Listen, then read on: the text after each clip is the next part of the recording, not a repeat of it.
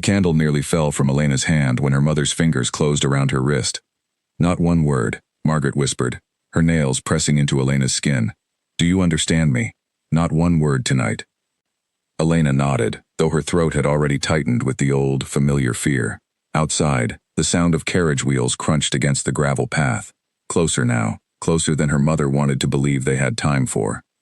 "He is early," Margaret said, releasing Elena's wrist and turning toward the window with a sharp breath. "Of course he is early. Everything about that man is unpredictable." Elena rubbed the mark left on her skin and said nothing. Silence was not new to her. She had practiced it since she was a child, back when her father first explained to her, in a voice too calm for the words he used, that a woman's opinion was a burden to any household that wished to rise in society. She had learned to sit with her hands folded, her eyes low, her mouth closed, no matter what stirred inside her. Tonight, that discipline would be tested more than ever. The Whitfield family had spent the better part of a year trying to secure the attention of Duke Adrian Ashford, a man whose wealth could lift 3 generations of struggling families out of ruin with a single decision. Lord Edmund Whitfield, Elena's father, had gambled away much of what remained of the family's fortune, and now the estate groaned under debts that grew heavier every season. A dinner with the Duke was not simply an evening of conversation, it was survival. "Rebecca," Margaret snapped, turning to Elena's younger sister, who stood near the doorway twisting the edge of her sleeve. "Stand up straight, and you," she said, eyes cutting back to Elena, "remember what I told you. If he speaks to you, you smile. You say nothing beyond a greeting. Do you understand?" "Yes, mother," Elena said quietly. Rebecca glanced at her sister with a look that was almost pity. She was young enough that the rules had not yet hardened into instinct the way they had for Elena. She still asked questions out loud sometimes, before catching herself. Lord Edmund entered the room a moment later, adjusting his coat with visible tension. He was a tall man, but tonight he seemed smaller, worn thin by the weight of what this night could mean. "The carriage has stopped," he said. "Compose yourselves. All of you."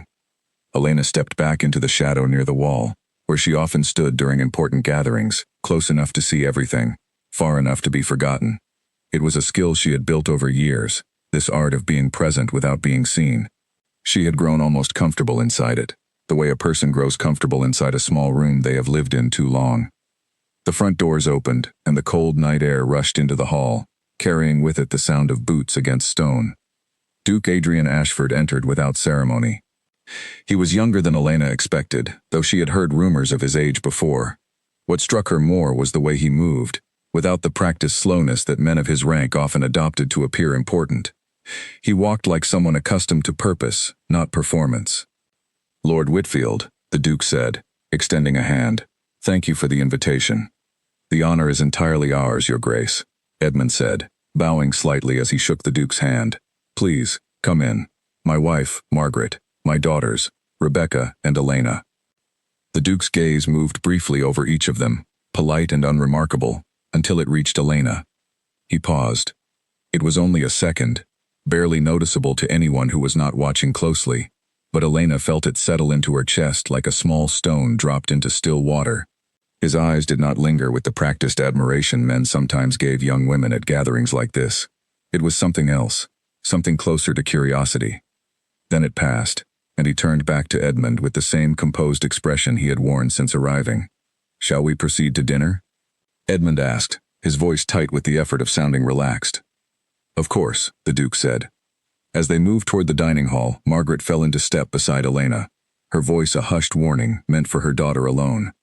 "You saw how he looked at you," she said. "Do not mistake that for anything good. Men like him notice things they should not, and it is our duty to make certain he has no reason to notice you again tonight. Silence, Elena. That is all I ask."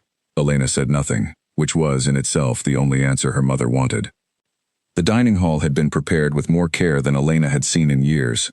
Candles lining the long table, the family's remaining silver polished until it gleamed under the light. It was a display meant to hide the truth of their situation, and Elena understood, walking past it, just how much depended on tonight going exactly as her parents had planned. They took their seats, the Duke at the head of the table beside Edmund, Margaret across from him, Rebecca and Elena further down, near the quieter end where conversation rarely reached. It should have been easy to remain unseen there.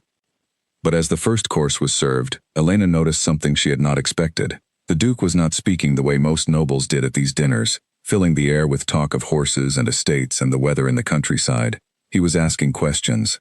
Real questions, the kind that required real answers. "Lord Whitfield," he said, "I understand your estate borders the riverlands to the east. How has the harvest fared this year, with the flooding reported in the county?" Edmund shifted in his seat. "Well enough, Your Grace. My steward manages such matters closely. And what does your steward say about the flooding's effect on next season's planting?"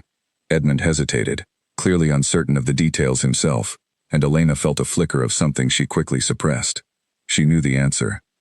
She had walked those fields herself in the spring, had spoken with the tenant families who worked the land, had seen with her own eyes how the water had reached further than anyone expected. She said nothing. The conversation moved on, weaving through topics that revealed, more and more, how little her father truly understood about the estate he claimed to manage. Elena watched Margaret's jaw tighten with each passing exchange, watched her attempt, again and again, to steer the conversation toward safer ground, toward praise of the Duke's properties, toward flattering comments about his recent travels. The Duke answered politely, but his attention kept drifting, subtly, toward the quiet end of the table, toward Elena. She kept her eyes on her plate, her hands folded in her lap beneath the table, exactly as she had been taught. This was not her place to speak. It had never been her place to speak. She reminded herself of this with every breath, every careful movement, every moment the Duke's gaze passed near her without settling. Then, as the second course arrived, everything changed. "Miss Whitfield," the Duke said. For a moment, Elena thought he meant Rebecca.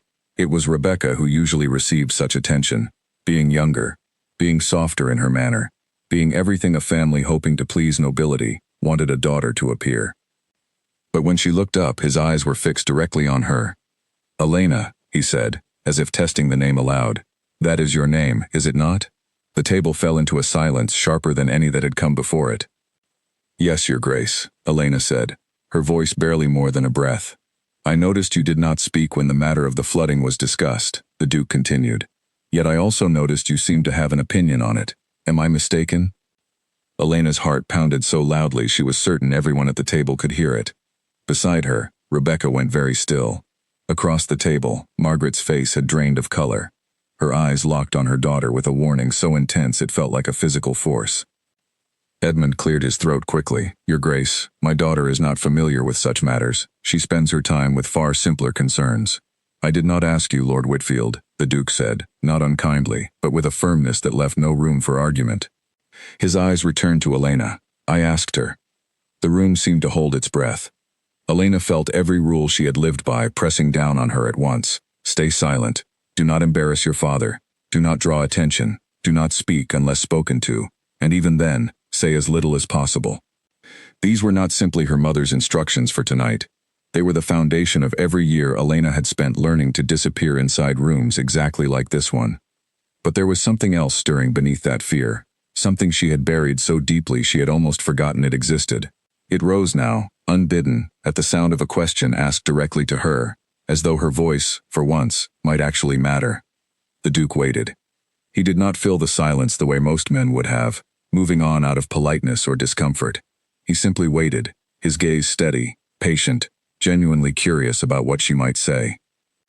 Margaret's foot pressed sharply against Elena's beneath the table, a final, desperate signal.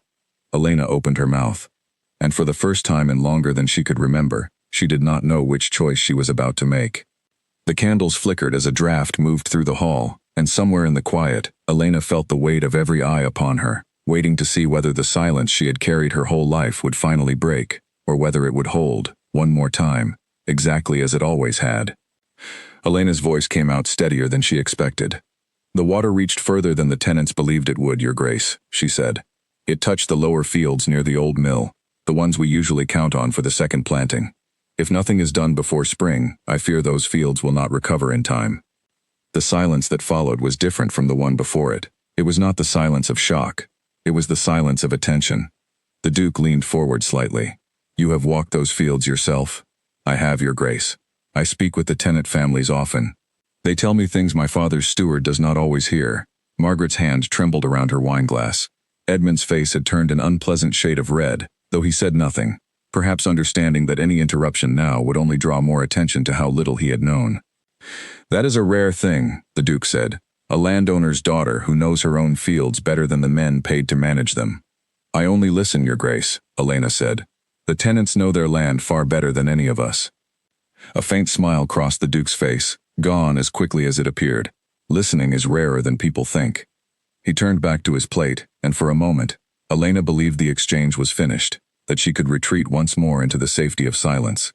But the Duke asked another question a few minutes later, this time about the condition of the roads leading toward the county market, and though he addressed it to the table generally, his eyes drifted, again, toward Elena. She answered carefully, briefly, aware of her mother's rigid posture beside her, aware of the warning that would surely follow once the Duke had departed for the evening. But something had shifted in the room. Where before Elena had been invisible, she now felt seen in a way that made her skin prickle with both fear and something she could not name. Across the table, Lady Constance Hale, who had arrived shortly after the Duke as a guest invited through her family's long friendship with the Whitfields, watched the exchange with narrowing eyes. Constance was known throughout the county for her beauty, her wit, and her determination to secure the Duke's favor before the season ended. She had spent the earlier part of the meal directing every clever remark toward him, every practiced laugh, every carefully placed compliment. None of it had drawn from him the attention Elena's few plain words just had. Your Grace, Constance said smoothly, cutting into the quiet that had settled after Elena's last answer. I do hope you will forgive the informality of this conversation. It is not often we discuss flooded fields at dinner. I find it far more interesting than most dinner conversation, Lady Constance, the Duke replied. Too often, evenings like this are filled with talk that says nothing at all. Constance's smile remained fixed, though something behind her eyes hardened. The rest of the meal passed with less tension, though Elena remained aware, every moment, of the careful distance her mother kept between them, and the sharp glances Margaret sent her way whenever the Duke's attention turned elsewhere. When the final course was cleared and the guests rose to move toward the drawing room, Margaret caught Elena's arm before she could follow the others. What were you thinking? Margaret hissed, her voice low enough that only Elena could hear it. I told you, not one word. He asked me a direct question, Mother. What was I meant to do? Ignore him? You were meant to say you did not know. You were meant to defer to your father. Father did not know the answer, Elena said quietly. I did. Margaret's eyes flashed with something between anger and fear. That is exactly the problem, Elena. It does not matter what you know. It matters what is proper. A woman who speaks too freely, who draws too much attention, becomes a woman no respectable family wants for their son. Do you understand what you have risked tonight? Elena did not answer. There was nothing she could say that her mother would accept, and arguing further would only draw more attention from the guests still filing past them toward the drawing room. In the drawing room, the evening continued with quieter conversation, tea poured, polite laughter exchanged over small matters of local gossip. Elena took her usual place near the window, half listening, half lost in her own thoughts, replaying the moment the Duke had turned to her, the strange steadiness in his voice as he waited for her answer. She had spent so many years believing her silence was simply who she was. Tonight had cracked something loose inside that belief, and she was not entirely certain how to close it again. You handled that well, a voice said beside her. Elena turned to find Rebecca standing close, her expression a mixture of admiration and worry. Mother is furious, Elena said. Mother is always furious about something, Rebecca replied, a small, tired smile tugging at her mouth. But Elena, truly, I have never seen anyone speak to the Duke that way. Not even Lady Constance, and she has been trying all evening. I did not mean to draw attention, Elena said. It happened before I could stop it. Maybe that is exactly why it worked, Rebecca said. You were not trying to impress him. You simply told the truth. Elena considered this as her eyes drifted across the room, where the Duke stood near the fireplace, engaged in conversation with her father, though his attention seemed only partly present. Every few moments, his gaze would move, briefly, toward where she stood. Lady Constance noticed it too. She crossed the room with practiced grace, positioning herself directly between Elena's line of sight and the Duke, her voice bright and inviting as she drew him into a new conversation about an upcoming gathering hosted by her own family. The Duke responded with polite interest, though Elena could not shake the sense that his attention, even as he spoke with Constance, remained partly elsewhere. The evening stretched on, the guests slowly beginning to take their leave as the hour grew late. Elena remained near the window, watching the careful dance of nobility play out before her, the practiced smiles, the measured words, the constant awareness of who was watching whom. When the Duke finally approached Edmund to offer his thanks for the evening, Elena expected him to leave without another word to her. It was, after all, how these evenings usually ended. A brief acknowledgement at the start, a polite farewell at the close, nothing more. But as he turned toward the door, his eyes found hers once more across the room. "Miss Whitfield," he said, his voice carrying just enough for those nearby to hear. "I hope we might continue our conversation about the estate lands another time. Your insight was valuable tonight." Elena felt every eye in the room shift toward her. "Thank you, Your Grace," she managed. "I would be glad to." The Duke offered a small nod, then turned to Edmund and Margaret to complete his farewells, his tone returning to the formal politeness expected of the occasion.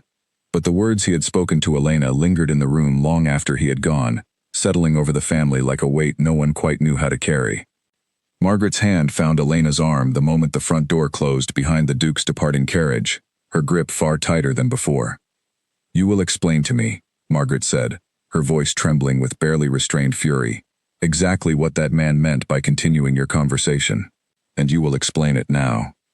"I do not know what he meant, Mother," Elena said, pulling her arm free. "He asked a question, and I answered it. That is all that happened." "That is not all that happened," Margaret snapped. "A duke does not speak to a young woman the way he spoke to you unless he means something by it, and whatever he means, it puts this entire family at risk." "At risk of what?" Elena asked, her patience thinning despite her efforts to remain calm. "At risk of him actually noticing us? Is that not the entire reason for tonight's dinner?" "There is a difference between being noticed and being watched too closely," Edmund said, stepping into the hall behind them, his face still flushed from the evening's tension. "A duke's attention can lift a family or ruin it, depending on how it is handled. If he believes you forward, if he believes you unsuitable, he could withdraw his interest in this family entirely, and take any hope of alliance with him." "I did not ask for his attention," Elena said. "I only answered his question." "And that is precisely the danger," Margaret said. "You do not yet understand how easily a woman's reputation can be undone. One evening of speaking too freely, and suddenly you are the subject of every drawing room's gossip. Lady Constance will not stay quiet about this, mark my words." Elena said nothing further, though the unfairness of it settled heavily in her chest. She had done nothing wrong. She had answered honestly, respectfully, when asked a direct question by a man whose rank made refusal nearly impossible. Yet somehow, in her mother's eyes, this made her the one at fault. Rebecca, standing quietly near the staircase, caught Elena's eye and offered a small, sympathetic look before their mother noticed and sent her off to bed with a sharp word. That night, Elena lay awake long after the house had gone quiet, staring at the ceiling above her bed, replaying the dinner again and again. She thought of the Duke's steady gaze as he waited for her answer, the way he had not filled the silence the way others might have, the genuine interest in his voice when he asked about the tenant families. It was such a small thing, being listened to. She had not realized until that moment how starved she had been for it. The following days passed in a strange, tense quiet. Margaret watched Elena closely, correcting her posture, her tone, even the way she folded her hands, as though preparing her for battle rather than for polite society. Edmund spent most of his time locked away with the estate's accounts, muttering about debts and obligations that grew heavier with each passing week. Rebecca tried, in quiet moments, to ask Elena about the dinner, about what it had felt like to speak so openly to a duke, but their mother's presence made such conversations brief and careful. It was nearly a week later when the letter arrived. Elena was in the garden when Rebecca came running toward her, an envelope clutched in her hand, her face bright with excitement she was clearly trying to contain. "It is from the Duke's estate," Rebecca said, breathless. "Mother has already read it 3 times. Elena's stomach tightened as she followed her sister inside, where Margaret and Edmund sat at the small table near the drawing room window, the letter spread open between them. "Sit down, Elena," Edmund said, his voice unusually careful.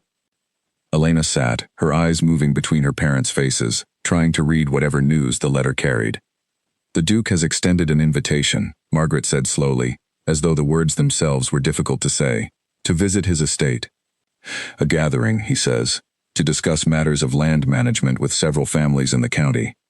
He has specifically requested that you attend, Elena, along with your father." Elena's breath caught. "Me?" "You," Margaret confirmed, her tone unreadable. "He writes that your understanding of the tenant lands would be valuable to the discussion." "This is remarkable," Edmund said, though his voice carried more nervousness than excitement. "An invitation like this could change everything for us." If the Duke takes a genuine interest in an alliance with this family, our troubles could be resolved within the year. And if he does not, Margaret said sharply, if this is nothing more than curiosity that fades once the season moves on, we will have exposed Elena to attention she may never fully escape. People will talk. They already are talking, thanks to Lady Constance. What has she said? Elena asked. Margaret's mouth tightened. Enough. Enough to make certain half the county believes you set out to steal the Duke's attention deliberately, using your show of knowledge as some kind of performance. The unfairness of it struck Elena like a blow. She had done nothing but answer a question honestly, and now she was being painted as calculating, as though her honesty had been some elaborate scheme. I did not perform anything, Elena said, her voice tight. I told the truth. The truth does not matter as much as how it is perceived, Margaret said. You will need to be very careful at this gathering, Elena. Every word, every glance, will be watched and repeated. The days leading up to the visit passed in a blur of preparation. Margaret oversaw every detail of Elena's appearance with an intensity that left little room for rest, while Edmund grew increasingly anxious about the impression the family would make before a man who held their future in his hands. When the day finally arrived, the carriage ride to the Duke's estate felt endless, the countryside rolling past the window in long stretches of green and gold. Elena sat beside her father, her hands folded tightly in her lap, her mind circling the same worry over and over. She did not know what the Duke wanted from her, whether his invitation was born of genuine respect for her knowledge or something else entirely, something her mother feared far more than ruin. The estate, when they arrived, was larger than anything Elena had seen before, its grounds stretching far beyond what she could take in at a glance. Several other families had already arrived, their carriages lined along the drive, their voices carrying faintly from the gardens where refreshments had been arranged beneath wide canopies. Duke Adrian Ashford greeted them personally at the entrance, his manner as composed and direct as it had been at the Whitfield dinner. Lord Whitfield, he said, extending a hand to Edmund. Thank you for making the journey. Miss Whitfield, he continued, turning to Elena. I am glad you accepted the invitation. Thank you for extending it, Your Grace, Elena said, her voice steadier than she felt. I hope you will not mind being asked more questions today, the Duke said, a faint trace of humor in his tone. Several of the landowners here have differing opinions about the flooding along the riverlands, and I suspect your perspective will prove useful. Elena glanced at her father, whose expression had shifted from anxiety to something closer to disbelief. This was not simply a social gathering. The Duke intended for her to speak, publicly, among landowners far more experienced and far more powerful than her own family. The gathering unfolded across the estate's grounds, small groups forming and reforming as conversation moved between topics of land, trade, and the county's shifting fortunes. Elena remained close to her father at first, listening far more than speaking, though she noticed the Duke's attention returning to her again and again throughout the afternoon, drawing her gently into conversations she might otherwise have avoided. It was during a discussion about the riverlands, held beneath one of the wide canopies with several landowners gathered close, that the true test of the day arrived. With respect, Your Grace, said an older landowner named Charles Bennet, his tone carrying the particular condescension of a man unused to being questioned. These matters are best left to those with experience in managing large estates. I mean no offense to the young lady, but her father's lands are modest compared to what we manage here. I asked for her opinion because she has walked those fields herself, the Duke replied evenly. Something I suspect few of us here can claim to have done as recently or as thoroughly. Bennett's face tightened, though he said nothing further. Miss Whitfield, the Duke continued, turning to Elena, please, share what you observed. Elena felt the weight of every gaze under that canopy settle on her, landowners far wealthier and more powerful than her own family waiting to hear what a young woman, barely past her 20th year, might have to say about matters they considered entirely their own. She thought of her mother's warnings, of the danger in speaking too freely, of the gossip already circling her name through the county, and then she thought of the tenant families she had spoken with in the spring, their worry over the flooded fields, their fear of a season without proper harvest, and how easily that fear could be dismissed if no one spoke for them. The flooding this year reached further inland than in previous seasons, Elena began, her voice growing steadier with each word, not simply along the river's edge, but into the lower fields that many families depend on for their second planting. I spoke with several tenant families in the spring, and their concern was not only for this year's harvest, but for what continued flooding might mean for the soil itself in seasons to come. And what would you propose, Miss Whitfield? The Duke asked. Elena hesitated only a moment before continuing. A proper drainage system along the lower fields, built before the next flooding season, rather than repairs made after the damage is done. It would require investment now, but it would prevent far greater losses later, both for the landowners and the families who depend on those fields to survive the winter.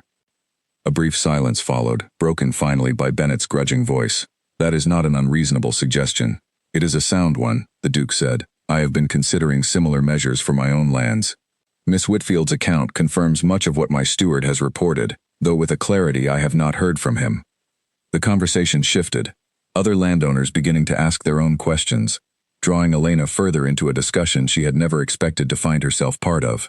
For the first time in longer than she could remember, her opinion was not simply tolerated, it was sought.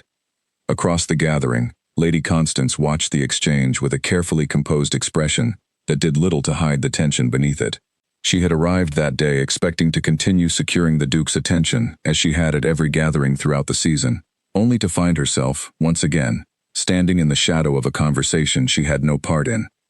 As the afternoon wore on and the gathering began to thin, the Duke approached Elena near the edge of the gardens, where she had stepped away briefly to gather her thoughts after the intensity of the discussion.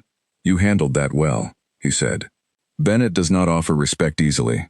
You earned it today. I only spoke the truth, Your Grace, Elena said, as I did before. That is precisely what makes it valuable, the Duke replied. Most people at gatherings like this tell me what they believe I wish to hear. You do not. Elena studied him carefully, searching for whatever motive lay beneath his words, uncertain whether to trust the warmth in his voice or to remain guarded, as her mother had insisted she must. May I ask you something, Your Grace? She said finally. Of course. Why does it matter to you what I think? I am not a landowner. I have no title, no real standing in matters like these. Most men in your position would not think twice about a woman's opinion on land management. The Duke considered the question for a long moment before answering. Because most opinions I hear are shaped by what people believe will benefit them. Yours are shaped by what you have actually seen and heard. That is rare, Miss Whitfield, rarer than you seem to realize. Elena did not know how to respond to that, and for a moment, they simply stood together at the edge of the gardens, the afternoon light beginning to soften as the gathering slowly came to its close. She did not yet know that this conversation, quiet as it was, would soon become the subject of far more attention than either of them could anticipate. The carriage ride home was silent for the first hour, Edmund staring out the window with an expression Elena could not quite read, somewhere between pride and unease. When he finally spoke, his voice was quieter than usual. You surprised me today, he said. I did not expect Bennett to yield so easily on a point of land management, least of all to a woman half his age. I only told him what I had seen, Elena said. I know, Edmund said. That is what surprised me most. He said nothing further for the remainder of the journey, though Elena caught him glancing at her occasionally, as though reconsidering something he had believed settled for many years. Margaret's reaction, when they arrived home and recounted the day, was far less measured. You spoke in front of Charles Bennett, she said, her voice climbing with each word. In front of half the county's landowners. Do you understand what this means, Elena? By tomorrow, everyone will know. Everyone will be talking about the Whitfield daughter who lectures dukes and landowners on matters of drainage and harvest. They will be talking about a woman who was right, Edmund said quietly. Margaret turned to him, startled. You cannot possibly be defending this. I am not defending anything, Edmund said. I am simply saying what I saw today. The Duke respects her. Bennett respected her, in the end. That is not nothing, Margaret, not for a family in our position. Margaret's mouth tightened, though she said nothing further, the argument settling into an uneasy silence that lingered through the rest of the evening. Word of the gathering spread through the county exactly as Margaret had feared, though not entirely in the way she expected. Some households whispered about Elena's boldness with disapproval, repeating Margaret's own worries about propriety and reputation. But others spoke with something closer to admiration, curious about the young woman who had, apparently, earned the Duke's respect through nothing more than honesty and careful observation. Lady Constance, however, was not among those offering admiration.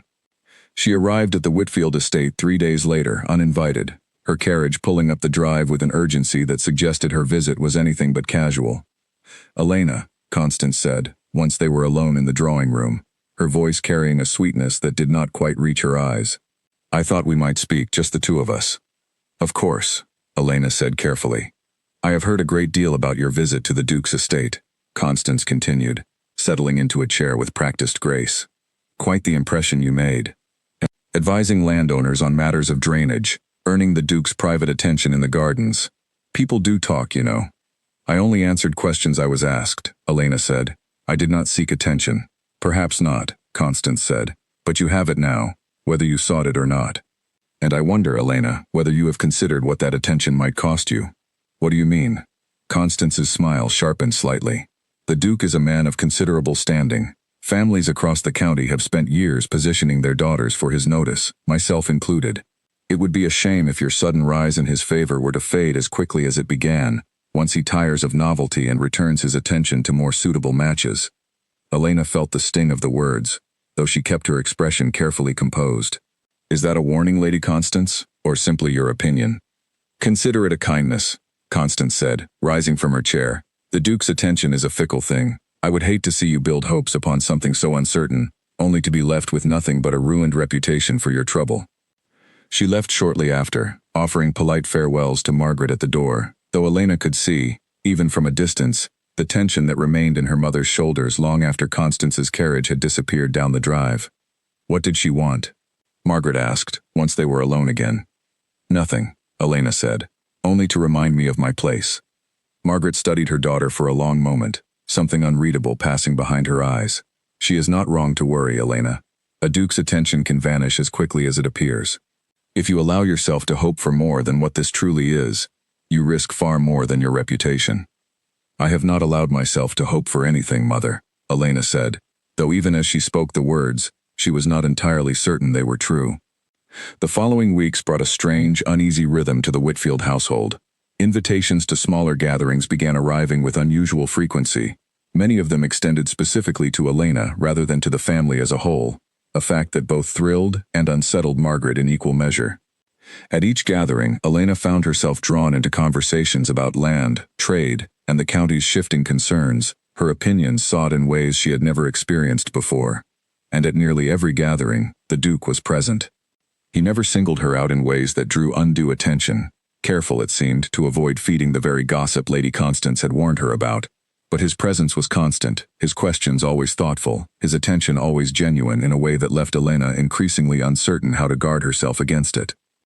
It was at a smaller gathering, hosted by a neighboring family known for their orchards, that the Duke found a quiet moment to speak with Elena away from the crowd. You have been quiet tonight, he observed, as they stood near the edge of the garden, the sounds of the gathering carrying faintly behind them.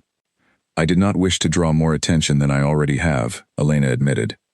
Because of Lady Constance? The Duke asked, his tone carefully neutral. Elena glanced at him, surprised. You know about that? I know enough, he said. Constance has made her opinions about your recent visibility fairly clear to anyone willing to listen. She is not entirely wrong to worry, Elena said. My family has little to offer beyond what I say at dinners and gatherings. If your interest in my opinions fades, we will be left with nothing but a reputation for boldness that no respectable family will want. The Duke was quiet for a moment, considering her words with the same seriousness he gave every matter she had witnessed him address. Is that truly what you believe my interest amounts to? Curiosity that will fade? I do not know what to believe, Your Grace, Elena said honestly. I have never been in a position like this before. I do not know the rules. Perhaps, the Duke said, the rules you have been taught are not the ones that matter most. Elena looked at him carefully, searching for the meaning behind his words. What do you mean? I mean, he said, that I did not ask for your opinion that first evening because I wished to test you, or because I found it novel to hear a woman speak plainly. I asked because I could see, even before you spoke, that you understood something the rest of the table did not. That has not changed since. If anything, every conversation since has only confirmed it. The sincerity in his voice unsettled her more than any flattery could have. She had spent so many years believing her thoughts held little value beyond the private spaces of her own mind that hearing them described as something worth seeking felt almost impossible to accept. You should be careful, Your Grace, Elena said quietly. Words like that will only fuel the very gossip you claim to wish to avoid. Perhaps, the Duke said, but I have found, Miss Whitfield, that avoiding gossip has never been a particularly good reason to avoid the truth. Before Elena could respond, a voice called from the garden's edge, drawing the Duke's attention away, and the moment dissolved into the ordinary business of the evening once more. But the words remained with Elena long after she returned home that night. settling into the same quiet space where she had once believed her silence was simply who she was. She was beginning to understand, slowly and with no small amount of fear, that it no longer felt that way at all. The letter arrived on a morning that began, in every other way, like any other. Margaret found Elena in the garden, her face pale, her hand trembling slightly as she held the folded paper toward her daughter. "This came for your father," she said, "from Charles Bennett." Elena took the letter, scanning its contents quickly. It was brief, formal in tone, but the meaning beneath the careful phrasing was unmistakable. Bennett had heard rumors, the letter claimed, troubling rumors about the conduct of young women who sought a duke's private attention through calculated displays of knowledge, rumors that had begun to circulate among several of the county's most influential families. He wished, out of respect for Edmund, to warn him before matters grew worse for the family's standing. "He is accusing me of scheming," Elena said, her voice tight with disbelief. "I told you this would happen," Margaret said, though there was little triumph in her voice, only exhaustion. "I told you that speaking so openly would draw exactly this kind of attention." "I did nothing wrong," Elena said. "I answered questions. I offered honest observations about land I have walked myself. That is all I have ever done." "It does not matter what you did," Margaret said. "It matters what people believe you did, and right now people believe you set out to trap a duke's attention through clever words and false humility." Edmund arrived shortly after, having read the letter himself, his expression grim as he settled into a chair near the window. "This is Constance's doing," he said. "I have no doubt of it. She has been spreading these rumors for weeks, and now they have reached Bennett, a man whose opinion carries weight throughout the county. What do we do?" Rebecca asked, her voice small, standing near the doorway with the same worried expression she had worn the night of the first dinner. "There is little we can do," Edmund said. "If the Duke hears these rumors and believes even a fraction of them, any hope of alliance with this family will vanish. We cannot afford that, not with the debts we carry." Elena felt the walls of the room pressing closer with every word, the same fear she had carried since childhood rising once more, the fear that her voice, once given room to exist, would only bring ruin to everyone around her. "Perhaps I should withdraw from future gatherings," she said quietly. "If my presence causes this much difficulty, it would be simpler to return to how things were before." "No," Edmund said, surprising her. "That would only confirm the rumors, make it seem as though you have something to hide. We must face this directly, not retreat from it." "And how do you propose we do that?" Margaret asked. Edmund was quiet for a long moment before answering. "We attend the gathering planned for next week, at Lord Hastings' estate, all of us, and we allow Elena to speak, as she has before, honestly and without hesitation. If the rumors are false, as they are, the truth will become clear soon enough to anyone paying proper attention." Margaret looked as though she wished to argue, but something in her husband's expression stopped her. For the first time in longer than Elena could remember, her father seemed to be standing firmly behind her, rather than simply tolerating her presence in matters he considered beyond her place. The days leading up to the gathering carried a tension unlike anything Elena had experienced before. She overheard fragments of conversation among the household staff, whispers about the rumors circulating through the county, some sympathetic, others less so. Rebecca tried, in quiet moments, to offer comfort, though even she seemed uncertain how to ease the weight settling over her sister. It was 2 days before the gathering that Elena encountered Lady Constance again, this time at a small shop in the county town, where Elena had gone to collect fabric for her mother. "Elena," Constance said, her voice bright with false warmth as she approached. "How fortunate to see you. I trust you are managing well, given everything." "Given everything," Elena repeated carefully. "I assume you mean the rumors you have been spreading." Constance's smile did not waver. "I have spread nothing, Elena. I have only shared observations, as anyone might, about behavior that seemed unusual for a young woman of your standing." "You know those rumors are false," Elena said. "You know exactly why I spoke at those gatherings, and it had nothing to do with scheming for the Duke's attention." "Perhaps I know the truth," Constance said, her voice dropping lower, losing some of its practiced sweetness. "But the truth rarely matters as much as perception, Elena. You should understand that by now. I have watched you these past weeks, watched the Duke's attention shift toward you again and again, attention I have spent an entire season trying to earn. Did you truly believe I would simply stand by and allow that to continue without consequence?" The honesty in Constance's words, stripped finally of pretense, struck Elena harder than any of the earlier flattery had. This was not misunderstanding. This was deliberate, calculated harm, born from jealousy Constance had carried since the very first dinner. I never sought his attention, Elena said. I only answered his questions. Then you were foolish not to guard yourself more carefully, Constance said. Because now, whether you intended it or not, you have made yourself my rival. And I do not lose gracefully, Elena. I suggest you remember that. She left without another word, her carriage pulling away down the busy street, leaving Elena standing alone amid the noise of the county town, the weight of Constance's warning settling heavily over her. The gathering at Lord Hastings' estate arrived far too quickly for Elena's comfort. The grounds were filled with more guests than any previous event she had attended. The county's most prominent families gathered beneath the wide summer sky, their voices carrying across gardens far grander than her own family's modest estate could boast. Elena felt the weight of every glance as she arrived, some curious, some openly disapproving, whispers following in her wake as she moved with her family toward the gathering's center. She held her composure carefully, remembering her father's words, refusing to retreat from the very thing that had drawn this scrutiny in the first place. The Duke greeted them near the entrance, his expression carefully neutral in a way that unsettled Elena more than open concern would have. Lord Whitfield, he said, Miss Whitfield, I am glad you came. We would not have missed it, Your Grace, Edmund said, though his voice carried the same careful tension Elena felt in her own chest.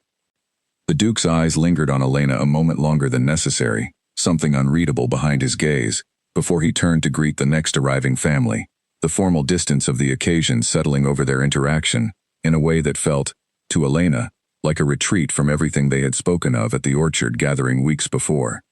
Had he heard the rumors too? Had Constance's careful poison already begun to work its way into his judgment of her? The afternoon unfolded much as previous gatherings had, small groups forming across the gardens, conversation drifting between matters of trade, land, and the county's shifting concerns. Elena remained close to her family at first, uncertain whether to insert herself into conversations the way she had before, aware of the watching eyes that seemed to track her every movement. It was Charles Bennet himself who approached her, his expression carrying none of the warmth she had earned from him at their previous encounter. Miss Whitfield, he said, his tone formal, distant. I have heard troubling things since we last spoke. I am aware of what you have heard, Mr. Bennet, Elena said, meeting his gaze directly despite the fear tightening in her chest. And I can assure you, none of it is true. Can you? Bennet asked. It is a serious thing, to be accused of scheming for a duke's favor through false displays of knowledge. I had thought better of you. After our conversation about the drainage systems, everything I told you that day was true, Elena said. I did not perform knowledge. I did not have to impress anyone. I told you what I saw, what the tenant families told me, because it mattered, and because no one else at that gathering seemed willing to say it plainly. Bennet studied her for a long moment, his expression unreadable. Rumors are easy to spread and difficult to unmake, Miss Whitfield. I would advise caution, whatever the truth may be. He walked away before Elena could respond, leaving her standing alone amid the gathering, the weight of his doubt settling over her more heavily than she wished to admit. It was later that afternoon, as the gathering began transitioning toward a formal discussion of the county's upcoming harvest concerns, that Elena found herself once more seated among a group of landowners, the same kind of conversation she had navigated successfully weeks before now carrying an entirely different weight. Lady Constance was present among the group, her expression carefully composed, though Elena could see the satisfaction hidden beneath her polite smile as the conversation turned, inevitably, toward the subject of the rumors that had spread through the county. I do wonder, Constance said, her voice carrying just enough to draw the group's attention, whether Miss Whitfield's opinions on these matters are truly her own, or whether they have been carefully cultivated to impress a particular audience. The accusation hung in the air, sharp and deliberate, and Elena felt every eye in the group turn toward her, waiting to see how she would respond. This was the moment, she understood now, that would determine everything. Not simply whether she would be believed, but whether the voice she had only just begun to trust would survive the attempt being made to silence it once and for all. Elena set down her cup carefully, giving herself a moment to steady her breath before she spoke.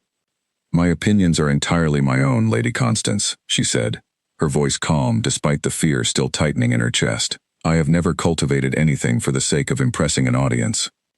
What I have shared, at every gathering, comes from time spent walking the land myself, speaking with the families who work it, and listening carefully to what they tell me. If that has impressed anyone, it is not because I intended it to. A convenient explanation, Constance said, though difficult to verify. "It is not difficult at all," came a voice from beside the group.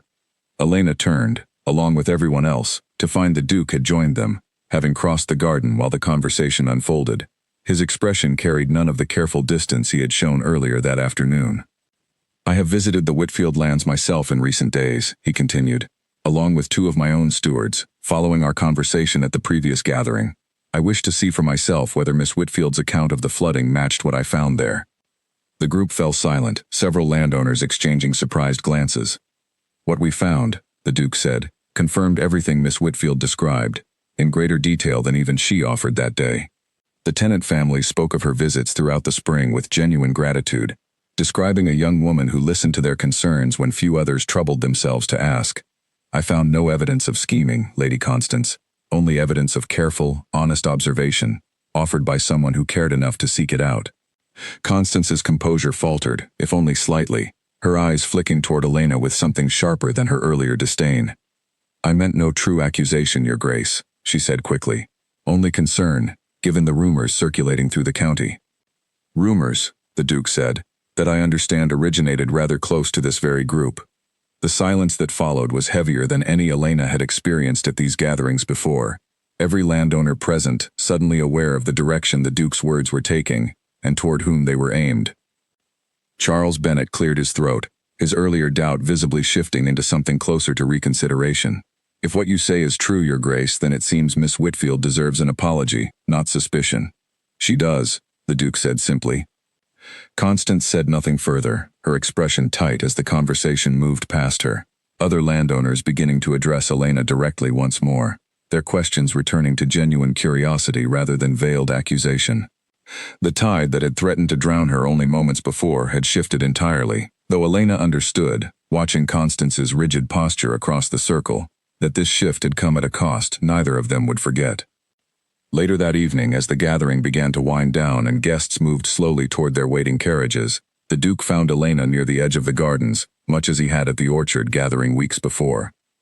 "You did not need to defend me so publicly," Elena said once they were alone. "It could have drawn even more attention to the rumors." "I did not defend you to protect you from attention, Miss Whitfield," the Duke said. "I did it because it was the truth, and because I grew tired of watching people twist your honesty into something ugly for their own purposes." "You visited my family's lands," Elena said. "You spoke with the Tennant families yourself." "I wanted to understand what I was defending," the Duke said. "Not simply take your word for it, however much I trusted it, but see the truth for myself. What I found only confirmed what I already believed about you." "And what is that, Your Grace?"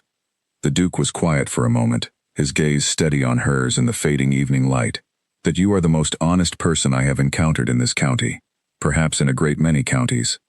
That your silence all these years was never a lack of thought, only a lack of anyone willing to ask for it properly, and that I have no intention of allowing rumors or Lady Constance or anyone else to silence you again."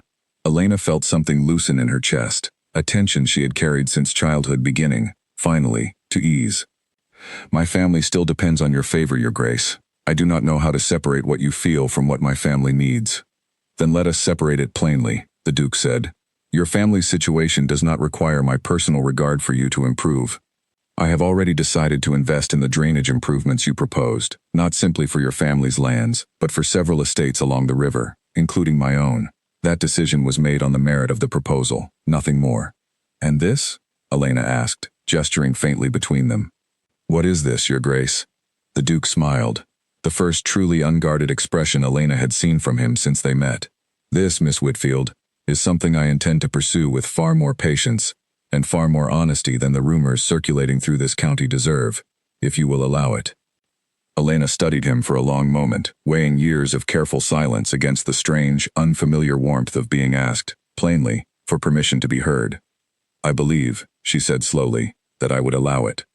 The weeks that followed carried Elena into territory she had never imagined for herself.